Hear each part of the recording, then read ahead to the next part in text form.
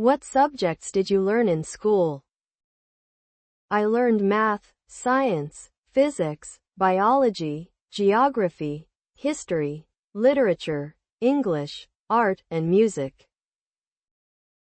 What subject did you like the most when you were at school? Were you good at it? I liked biology the most, although I was excellent at literature. Did your friends like that subject too? Yes, they did. They enjoyed every single biology lesson.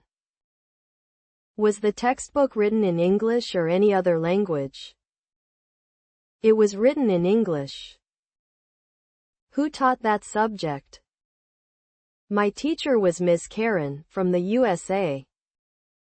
How was that subject helpful to you? It helped me a lot in becoming a biology teacher. How often did you learn that subject?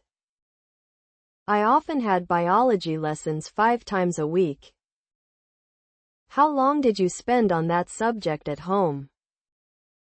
I spent roughly 2 hours per day studying biology at home. Have you ever attended any extra classes for that subject? Yes, I have. I usually attended evening classes.